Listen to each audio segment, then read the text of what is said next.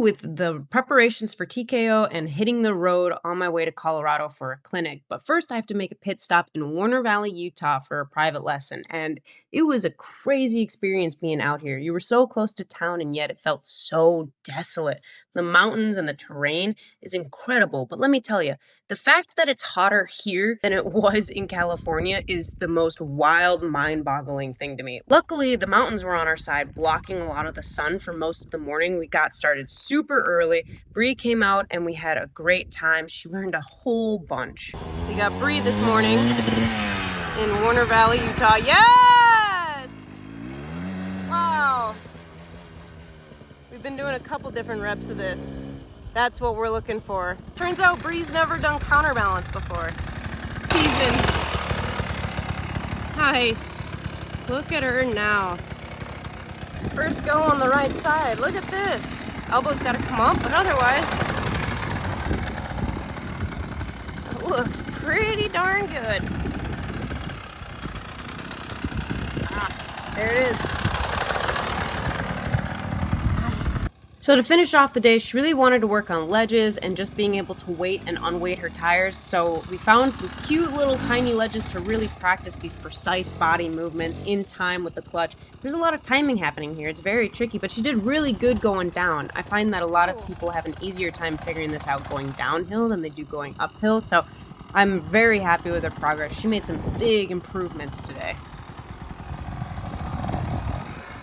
But then it was time to pack up and head to Colorado. And at first I thought I was driving into a massive storm, but it turns out that these are the Grand Canyon wildfires that I'm seeing. It's really hard, but you can see some of the smoke plumes. They closed the highways to get over to Colorado, so I had to take this wild, back road through Page, Arizona, just to get back to the main highway to get to Colorado. But it was pretty insane, this whole cloud system that was going on above the Grand Canyon. But eventually I found my way into Colorado, and I met up with Clayton, Durango bike mechanic, and Jenna, Southwest Jenna, on Instagram. And they were the most amazing hosts, letting me stay with them for a couple days to be able to do laundry, take a shower, and showing me around the mountain that we were going to be hosting the clinic that weekend. Huge shout out to both of them. Thank you for all of your help and hospitality that weekend.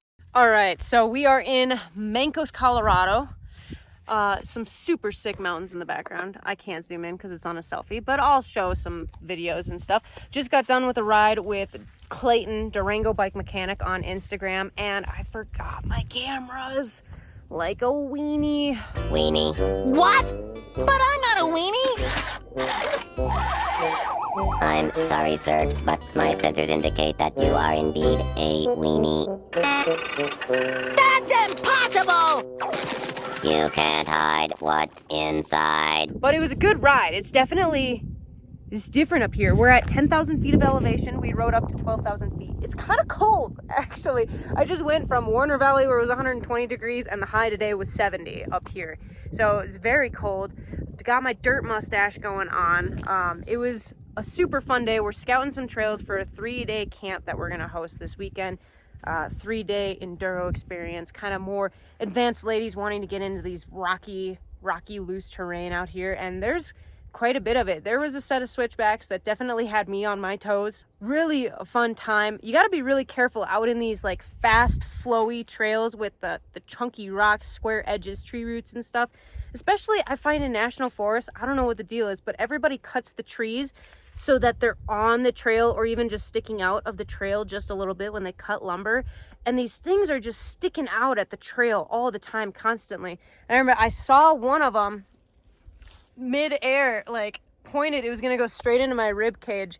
And I twisted while I was riding. I saw it in my peripheral vision and twisted and somehow magically got it to scrape past. But yeah, just be careful when you're riding these crazy fast trails out here. This is definitely a good reminder of always being able to ride within your limits. You know, once we start pushing, crazy things can start to happen. And that's not to say that something crazy might still happen, even if we are riding within our limits and we are making good decisions and we're being safe, you know? Dirt biking is inherently dangerous and we can't control everything that's out there. So we even had cows and elk just step out randomly on the trail right in front of you. It's just a good reminder to try and be as safe as we can.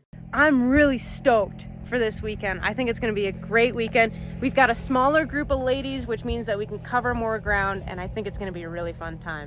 I just want to say, this is the first clinic I've ever done this for, but don't say I don't ever do anything for my clinics. I went scrounging in the woods with a death-defying fear of ticks. My whole family has like a history of Lyme's disease, and it's crazy back in Minnesota, tick land. So I always have this like fear of ticks, and I just can't stand them. But I loved these ladies so much, I went digging around in the woods for big old pieces of wood that I could throw in my van, drive down the road, set up at camp because I don't have a chainsaw. Like, I went scavenging for these ladies, and I really hope that they appreciate it.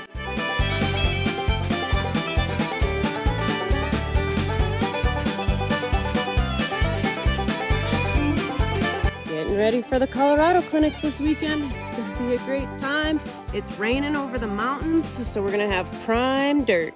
Erica rolled in. Hi. I'm so excited.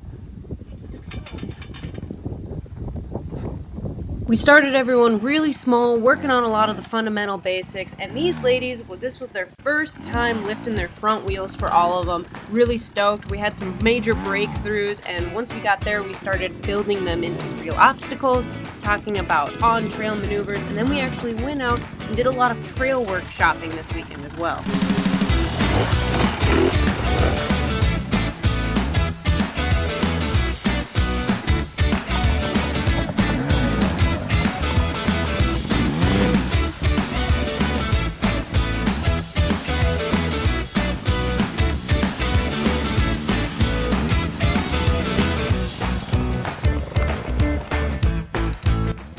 I think one of the coolest moments of the whole weekend for me, though, was seeing Jenna really put in the work after class. Everybody was packed up, leaving. This was the last day after the trail ride, and she was putting in the work, and she made a new friend who was taking videos for her, and it was just kind of bittersweet to say goodbye to these few ladies that really showed up and put in the work. We had such a good time. It was so cool. I 100% want to come back next year. So with that, I'm on my way actually to go ride with Gray Rides Hard Enduro and Quinn Barhog out by Idaho Springs. It sounds like it's going to be gnarly. I honestly kind of have the nervous heebie-jeebies about it. So stay tuned. I'm editing that video as we speak. As you're watching this, it's being edited. So that's the next one to come. If you like this video, please make sure to like, comment, share, subscribe, all that jazz. It helps keep me motivated to make more Fun Guy reality TV.